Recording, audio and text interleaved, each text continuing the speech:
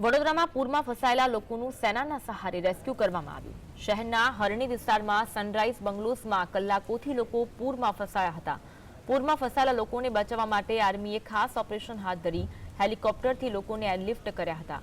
આર્મીની 4 ટુકડીઓ આ રેસ્ક્યુ કામમાં જોડાઈ હતી, જેના એક્સક્લુઝિવ દ્રશ્યો આપ જીએસટીવી પર જોઈ રહ્યા છો। વડોદરામાં પણ ભારે વરસાદના કારણે લોકોની સ્થિતિ કફોડી બની છે। હરણી રોડ પરના સનરાઈઝ બંગલોમાં લોકો ફસાયા છે। કલાકોથી આ લોકો પૂરના પાણીમાં ફસાયા હતા અને પૂરમાં ફસાયેલા લોકોને બચાવવા આર્મીએ ખાસ ઓપરેશન હાથ ધર્યું। વધુ વાતચીત કરીશું, સમતા રૂપેશ ફોનલાઈન પર જોડાયા છે। રૂપેશ, વડોદરામાં જે પરિસ્થિતિ જોવા મળી રહી છે, સનરાઈઝ બંગલોમાં લોકો ફસાયા, હેલિકોપ્ટર દ્વારા રેસ્ક્યુ કરવામાં આવ્યું, વિગત જણાવશો। ચોક્કસ જે રીતે વડોદરાની અંદર હજી પણ પાણી ઉતર્યા નથી, આજે ત્રીજો દિવસ છે।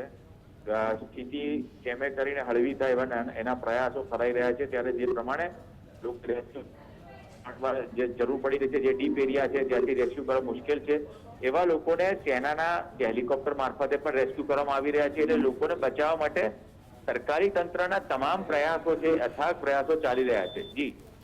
જી રૂપેશ, આ સનરાઈઝ બંગલો છે વિશ્વામિત્રી નદીની નજીક આવેલો છે। વર્ષોથી આ પ્રશ્નો જોવા મળે છે, પરંતુ તંત્ર દ્વારા તેનો ઉકેલ લાવવામાં નથી આવ્યો।